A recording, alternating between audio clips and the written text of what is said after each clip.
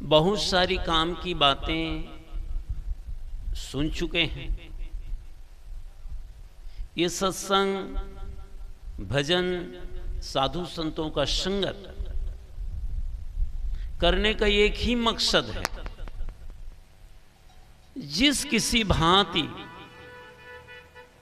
मेरा बिखरा हुआ मन, बिखरा हुआ चित्त और बिखरी हुई मनोवृत्ति ध्यान की ओर, सत्संग की ओर, भजन की ओर हो।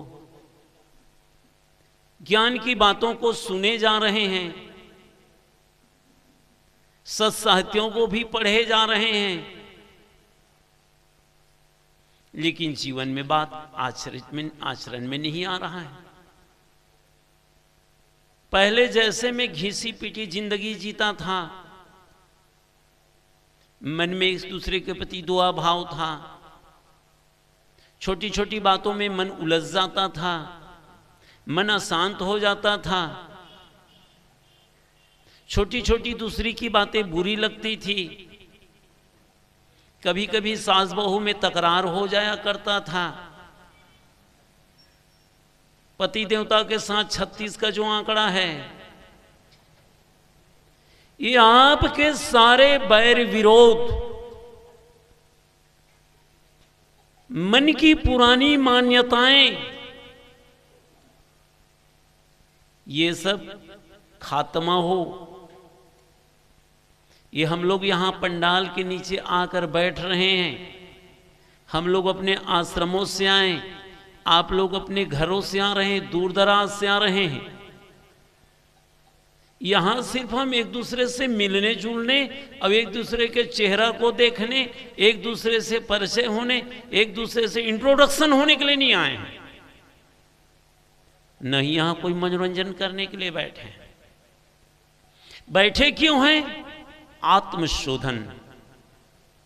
हमारी बिगड़ी हुई आदतें, कुछ संस्कारों में रंगा हुआ मन में अनेक प्रकार के संशय, दुविधा, कर्मकांड, पाखंड में डूबा हुआ मन, अज्ञानता में, नासमझी में सोए हुए मन को जगाने के लिए यहां पर आए, ताकि हमारे विचार बदले, सोच बदले, भावनाओं में परिवर्तन आए। वरना यहां आने की क्या आवश्यकता थी? इतने ज्ञान विज्ञान के साधन हो गए हैं, संतों महात्माओं के सत्संग सुन रहे हैं, लेकिन मन में जरा भी यदि परिवर्तन ना आए, मन में दया क्षमा का भाव न जगे, मन का वक्रपन, मन की गंदी आदतें, मन की गंदी चालें यदि सुधरा ना, तो फिर मतलब क्या होता भाई सत्संग करने का, साधु संग करने का, गीता भागवत रामायण पढ़ने का? संतों गुरुजनों की अनुभवपूर्ण बातें सुनते हैं, पढ़ते हैं, तो मन में एक ख्याल आता है कि अरे मैं कहां भूला हूं, मैं किधर चल रहा हूं, कहां जा रहा हूं। संतों की ज्ञान की बातें आपको चोट करती है, जगने का अवसर देता है, इस माया मोह की अंधियारी से ऊपर उठने का। बार बार हमारे संत जन गला फाड़ फाड़ कर चिल्ला रहे हैं, आवाज ही नहीं।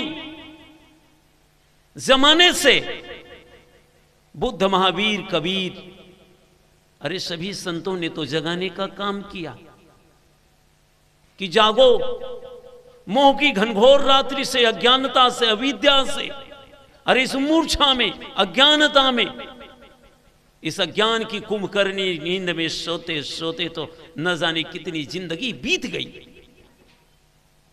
ये पहली बार जीवन नहीं पाए हो, ये मनुष्य का शरीर पहले बार नहीं मिला, भूल में मत रहना, कई बार मिले। प्रकृति ने अवसर दिया, एक चांस और, एक मौका और, लेकिन हर बार लूट गए, ठगा गए, कुछ कर न कर पाया, कुछ रचनात्मक काम न हुआ, बस माया मोह के इर्द गिर्द मन भटकता रहा, जिंदगी के बेशकीमती लम्हे बीत गए, लेकिन कोई रचनात्मक काम न हुआ।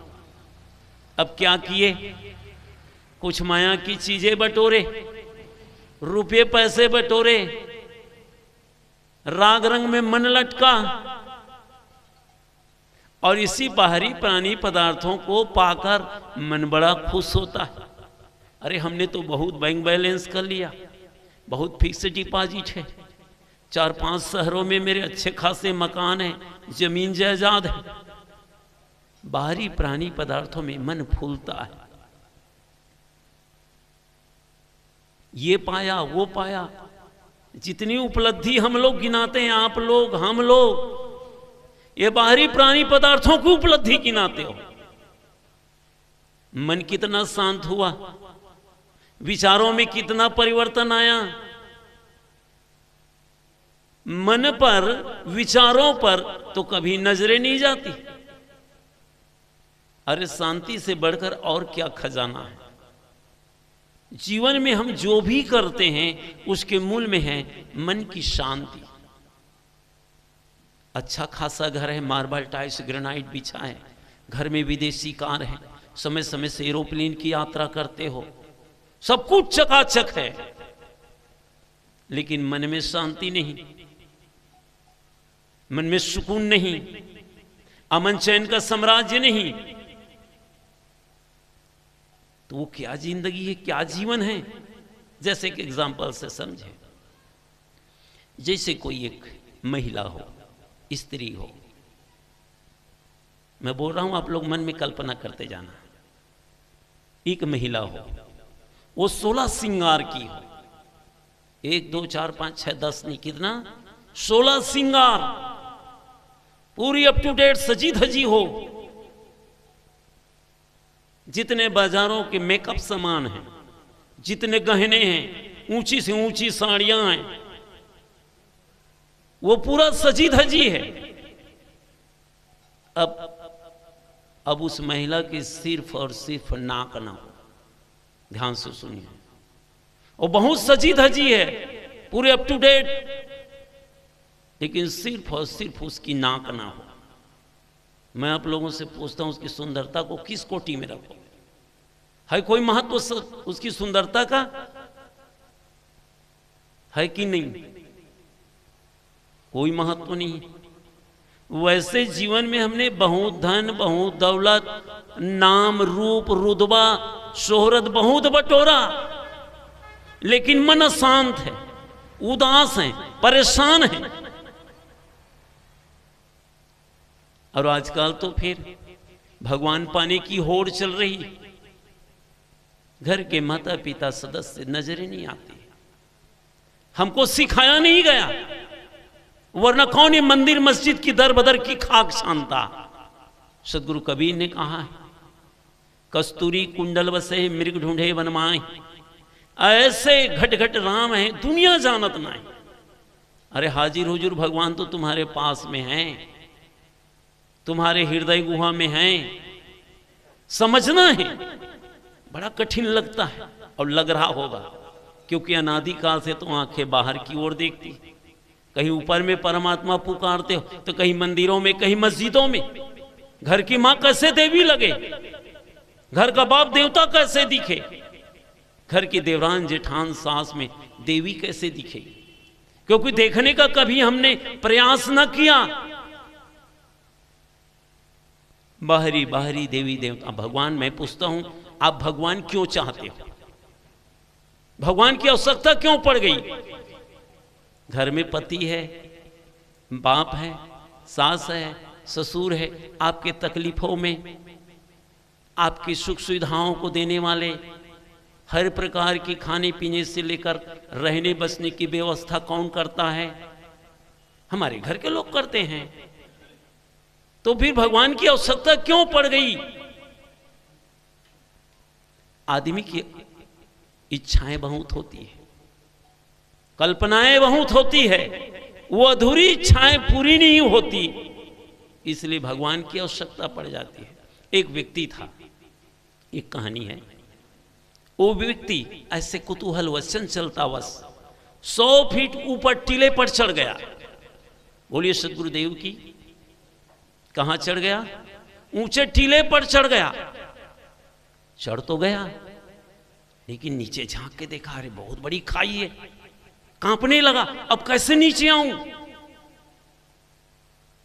तब उन्होंने कहा, उन्होंने भगवान को याद किया, हे भगवान, हे टीले के देवता, यदि मैं सलामत उतर गया तो 100 ब्राह्मण और 100 साधु को भोजन कराऊंगा।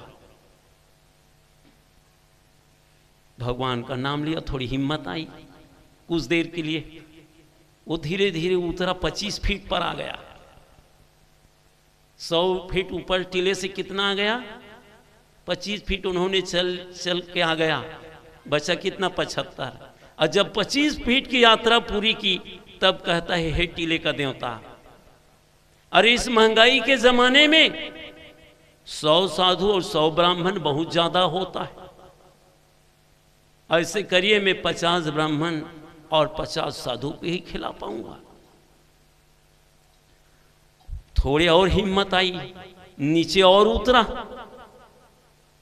अब जमीन और टीले की ऊंचाई मात्र 20 फीट बाकी था। फिर जब बहुत दूर उतर आया, तब कहता है, टीले के देवता, एक बार और मुझे माफ करना, ये 50 साधु और 50 ब्राह्मण भी बहुत ज्यादा है, मैं 10 साधु और 10 ब्राह्मण को ही खिला पाऊंगा। अब थोड़ी और हिम्मत आई, उतरते उतरते पूरे जमीन पर उतर गया। तब वो कहता है कि हे टीले का देवता, एक बार और माफ करना, न मैं कभी इतने ऊंचे टीले पर चढ़ूंगा, न कोई साधु संत को भोजन कराऊंगा। जितने भी भगवान को मानते हो, अपने स्वार्थ के लिए होता है। पूजिए, मंदिरों में जाइए, मस्जिदों में जाइए, मैं मना नहीं करता, लेकिन घर के माता पिता को महत्व दीजिए। आज हमारा भारत देश, ये धार्मिक देशों में भी जगह जगह वृद्धाश्रम बन रहे हैं। माता पिता की कोई कीमत नहीं।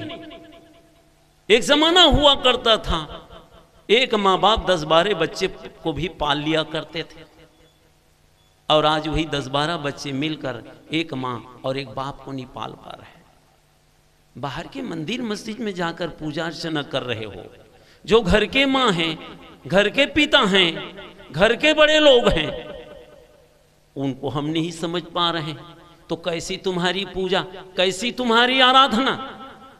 हमारी बहनें उपवास रहने में सबसे टॉप में, सावन सोमवारी में रह लेती हो, और कहीं उपवास। आजकल तो नए नए देवियां पैदा हो रही।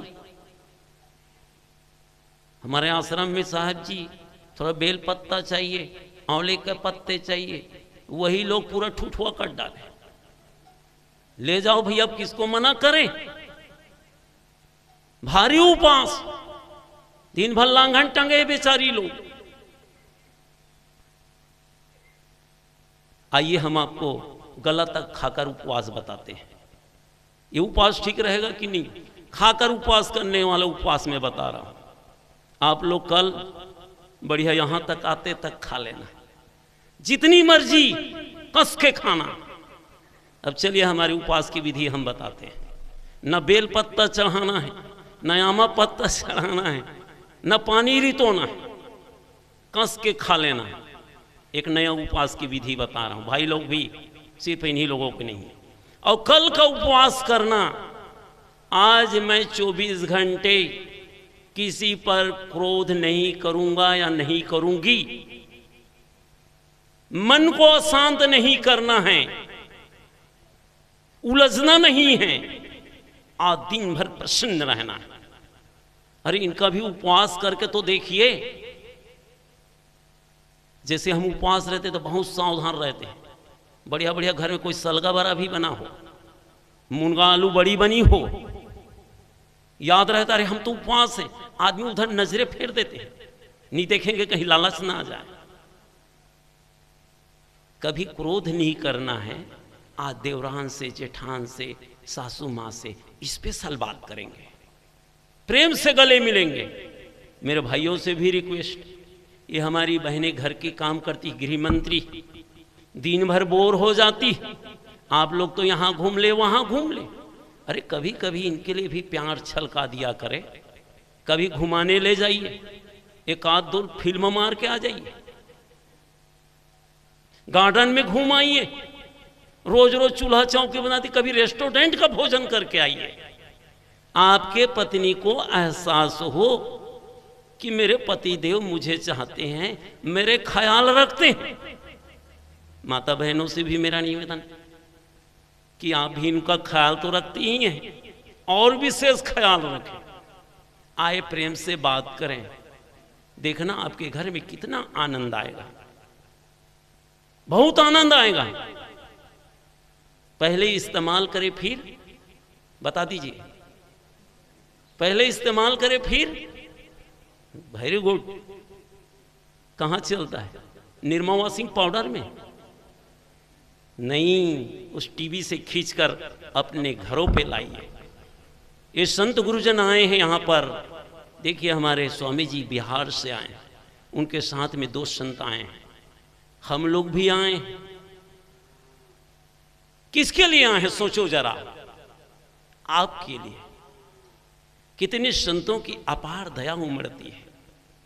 ये संत गुरुजन अपने आश्रम में, उनका भी ऐश्वर्य है, उनके भी वहां जीने के ढंग हैं, लेकिन नहीं, किसी संतों से हमें ज्ञान हुआ, हम भी चलें, कुछ लोगों को जन जागरण की बात करें, ज्ञान की बात करें, लोगों को कुछ तो समझ आएगी। हमारी कुर्बानी, हमारी तपस्या आप लोग व्यर्थ नहीं जाने देंगे, हमें पूर्ण विश्वास। दूसरी बात, इतनी भ्रम फैल गया है, एक लोटा जल सारी समस्याओं का, आप लोग जानेंगे भाई हल हो रहा है कि नहीं। तो आजकल हमारी माताएं बहनों के खासकर अब पैरों पे अच्छी अच्छी माताएं, कबीरपंथी घर के लोग, समझदार लोग काला धागा बांध रहे हैं। मैं एक बहन से पूछ दिया, परिचित की बहन थी, क्यों बहन जी पैर में काला धागा बांधने से क्या लाभ है बताओ, कुछ लाभ जस्ता हो तो हम भी बांध ले भाई, उसमें क्या है। कहे साहेब जी कई लोगों को देखा तो मैं भी बांध ली, मुझे भी नहीं पता।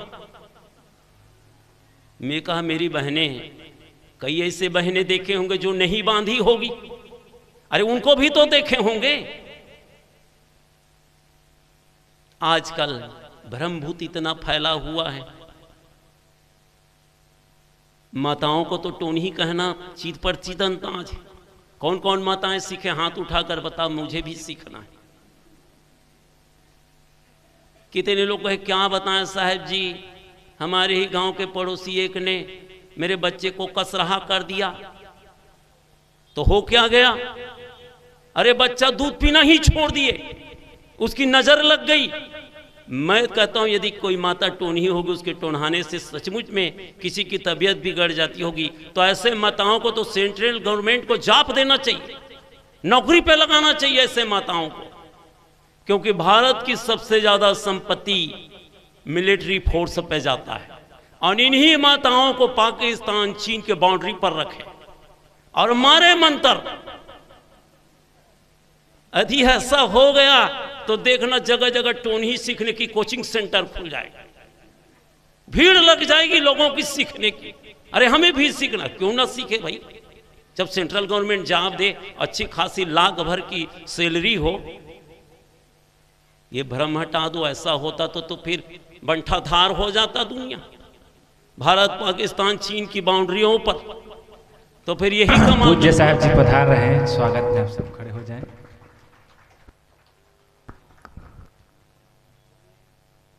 बोलिए सद्गुरुदेव की जय, संत समाज की जय। आप सब बैठ जाइए, बैठ जाएं।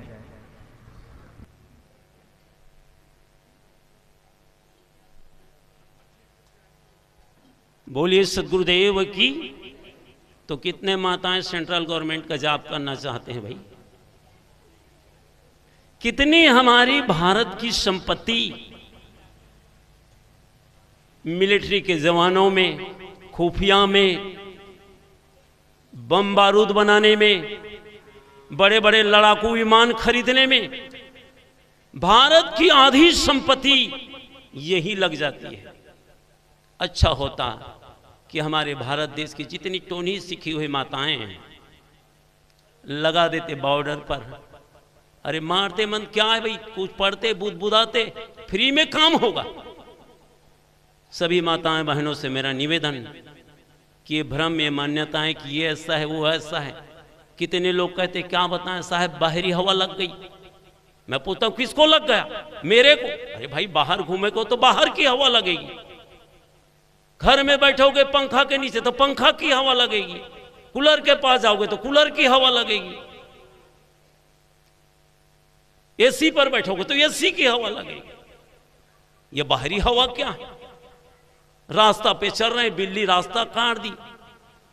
अरे भाई वो भी तो जीव है। अरे बिल्ली रास्ता नहीं काटेगी तो केक काटेगी कि चेक काटेगी? हम लोगों ने तो कई बार पार किए भाई, फायदा ही हुआ, अब तक सुरक्षित देख ही रहे हो। छोटी छोटी बातों पे मन अटका है, भटका है, इसीलिए तो जीवन में संकट। जितना मानोगे, जितना उलझोगे, उतने ही मन में भय समाएगा, मन में अशांति होगी, पीड़ा होगी। जाको राखे साइया मार सके न कोई, बाल न बांका कर सके जो जग बैरी होए। निर्भय निर्भ्रांत होकर जीवन जिए। आप सौभाग्यशाली हैं कि ऐसे संत गुरु कबीर के अनुयायी हैं। ये मंच सदगुरु कबीर का है। यह संत लोग दहाड़ कर बोल रहे हैं, कितनों को बड़ा कड़वा लगता होगा। हम लोग परवाह नहीं कर रहे कि अटंग वाले पिछले आगामी साल बुलाएंगे कि नहीं बुलाएंगे। मत बुलाना भैया, बिल्कुल चिंता नहीं, बेफिक्र। अरे हमारे आगे पीछे कौन है? हम लोग सही बात को सही ना कह सकें, भूले हुए लोगों को हम सही बात न समझा सकें, तो फिर मतलब क्या हुआ? ठाकुर सुहाती बात कबीर के मंच से नहीं होती। किस भोलेनाथ में पानी रितोलो, फिर कुछ नहीं करना पड़ेगा, धन आप आ पाएगा। सब शॉर्टकट का जमाना चल रहा है। कौन पसीना बहाना चाहे, फ्री में सब हो जाए। अरे भूल जाइए, हाथ को हिलाए बिना नाक में बैठी हुई मक्की भी नहीं भागेगी। बिना पसीना बहाए कुछ न मिलेगा। ध्यान रखिए इन बातों को। किसान भाई लोग कह देते, अरे बो दो ना, बीज बस छीट दो, रोज पानी रितो, हो जाए आपके धान, ना हो उसमें बंद बदौर, ना हो खरपतवार। क्यों जाते वहां रात दिन मेहनत करने? अरे बनिहान नहीं मिला साहब, हलाकान है, समस्या न पड़ी। जीवन के हकीकत को समझने का प्रयास करें। इसीलिए सत्संग का आयोजन है। यहां के आयोजक समिति को मैं दिल से धन्यवाद देता हूं। एक आदमी के सुंदर विचार, उसके अच्छा चिंतन, अच्छा स्मरण कितने को लाभ देता है। पता नहीं सत्संग रखना है, ऐसे पहले ये बात किसकी दिमाग पर वो बातें आई होगी, और उन बातों को स्वीकार करने वाले उस समिति गांव वालों को भी मेरा साहेब बंदगी। कैसे सुंदर विचार। अब तक तो हमने कहानी पे सुनते हैं कि भगवान भागीरथी ने अपने पूर्वजों को तारने के लिए मां गंगा को इस धरती पर, इस धरातल पर लाए कि ना लाए पता नहीं। लेकिन आज आपके पावन ग्राम मटंग में, यहाँ की पावन धरा पर, पावन धरती पर देखिए, इन आयोजक समितियों ने, गांव वालों ने मिलकर ये चलती फिरती गंगा, ये गंगा कोई प्रयागराज के संगम से कम नहीं। वहां की गंगा में तो डुबकी लगाते, लेकिन ये चलता फिरता जो जग जंगम तीर्थ राजू, ये चलता फिरता गंगा में जिन्होंने भी डुबकी लगाई तन मन धन से, वही जीवन की गति मुक्ति को समझ पाए। इसलिए सभी माताओं बहनों से मेरा निवेदन, भाइयों से भी, कि अपने पुराने विचारों को, पुराने ख्यालात को, भारी भ्रम मान्यताओं को छोड़े और एक 21वीं सदी में जी रहे हो, विज्ञान युग में जी रहे हो। विश्वास रखिए, आपका कोई बाल बाका नहीं कर सकता। प्रसन्नतापूर्वक, हिम्मत के साथ जीने का प्रयास करें और हमेशा प्रसन्न रहें, आपके चेहरे पे मुस्कुराहट रहे। यही आपका सबसे बड़ा धन है। और यही आध्यात्मिक व्यक्ति होने का, सत्संग करने का, संत गुरु के दर्शन करने का, उनके सानिध्य जाने का, उनके चरण शरण जाने का सच्चा लाभ है। मैं अपनी बात यही पर समाप्त करता हूँ। बोलिए सतगुरु कबीर साहिब की जय।